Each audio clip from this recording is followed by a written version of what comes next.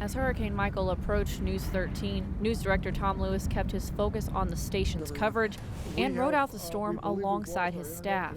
When you take this kind of a job, you make a commitment that this is what you do. You can't just go, oh, storm's coming, I have to leave, good luck, y'all. That's not how it works. So you really have to give up a certain amount of what you would normally do on a personal level to prepare for that, to make sure that the community's informed, to make sure that everybody here at the station knows what they're doing, and also to protect the people that work here. As Michael approached, many were astounded by how quickly the storm moved and how strong it became. News 13 stayed on the air for 17 hours straight. The weather folks were the ones that were doing most of that coverage, so we were trying to get as much of that information out to people as quickly as we could and as current as we possibly could to make sure they were prepared and they knew what to expect. At one point, Michael passed directly over the studios. The station went off air and the roof began to leak. About it, or just lost power. You can hear us, but you can't see us, maybe. You could hear a lot of rumbling up top, but we didn't know if our roof was coming off. As it turned out, it was, and it was the roof next door that was rolling across ours. But, you know, when you're standing there in the middle of the newsroom in the dark with about 30 faces looking back at you going, what do we do now, Dad? You know, I mean, yeah, it's a little scary, you know, it's a little bit scary that you're responsible for all those folks. Everyone moved from the studio to the newsroom, and the Facebook Live broadcast began. Important thing right now is staying out of the way. I can tell you right now from listening to what's going on over our roof right now, there is a heck of a lot of debris blowing out there. Please stay indoors. Then Lewis addressed the staff. Nobody dying here today, folks. We're staying. By God, we're staying here, okay? We're going to live through this.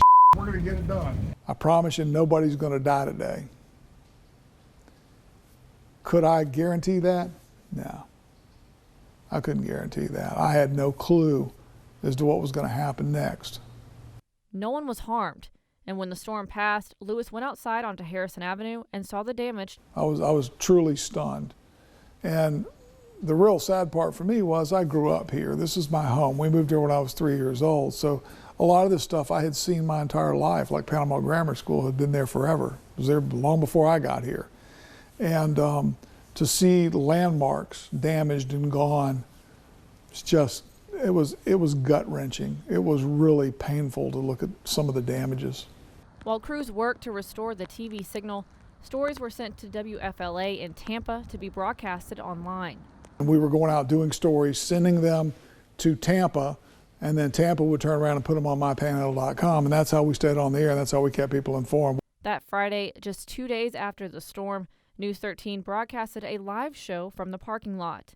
We are broadcasting live from our WMBB studios in downtown Panama City with a special report of Hurricane Michael, the aftermath, day 2. Lewis says he is proud of how his staff showed up ready to work. They took what was an historic disaster in stride.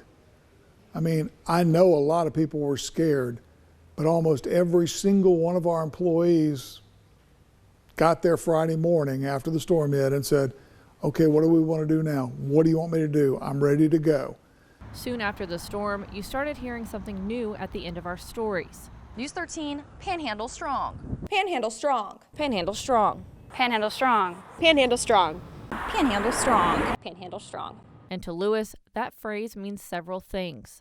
First of all, that the people who live here are pretty daggum strong to have stayed. A lot of people didn't, they left. So the ones of us who stayed, we're trying to stay strong for this area.